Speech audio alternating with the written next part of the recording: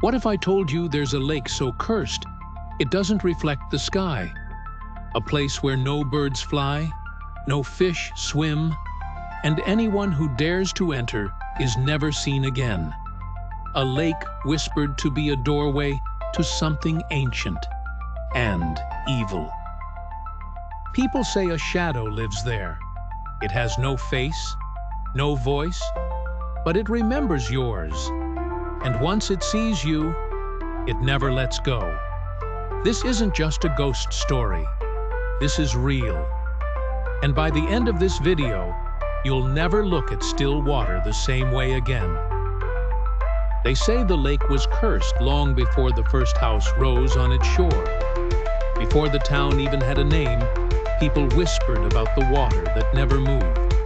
No birds, no fish. Always still. Too still. Like it was listening. Records speak of a village where the lake now lies.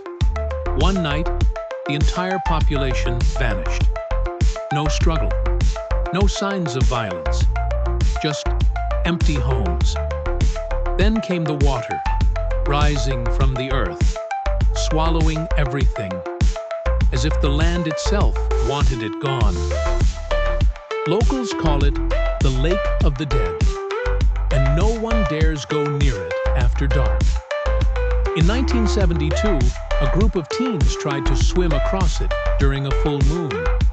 None of them made it. Their screams echoed in the night, but their bodies were never found. Only a single photo remained, blurry, distorted. But in the corner, a tall figure stood in the shadows. No face, just darkness. They called it the Shadow. Since then, it's appeared in photos, in dreams, in the mist that floats above the water. A black silhouette, motionless, watching. Some say it was a man who tried to banish the evil from the lake. Others believe it's older than humanity, something that feeds on sorrow and fear. In 1991, Dr. Elise Warren, a paranormal investigator, spent 3 nights near the lake to debunk the legend. On the last night, her equipment captured something chilling. Not a voice, not a scream, but whispering. Dozens of voices overlapping in a language no one recognized. Then, silence. Her body was never found. Only the camera. The last image? Her reflection in the water, but the face staring back wasn't hers. In 2007, divers explored the lake's bottom expecting mud and rocks. Instead, they found a drop-off, like a vertical shaft descending into darkness. At the bottom, ruins, columns, carvings, symbols no civilization could claim. 2 divers returned, shaken. The other 3 were lost. The survivors said they saw eyes in the dark, and they heard their names being whispered.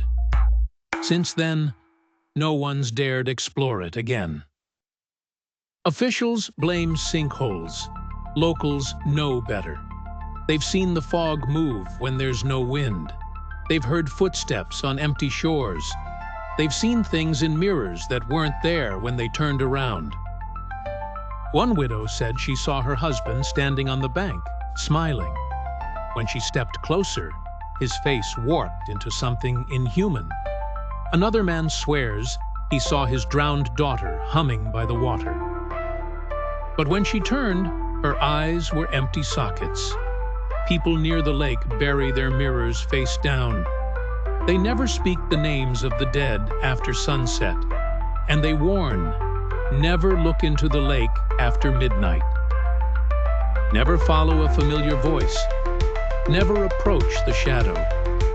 Because once it notices you, it doesn't forget. Some say if you stare into the lake long enough, you'll see the faces of the lost. Staring up from beneath the surface, silently begging for release. Others believe the lake traps their souls, feeding whatever lives in the pit below. But the most terrifying belief? That the lake is not just cursed. It's a gateway. A crack between our world and something waiting on the other side.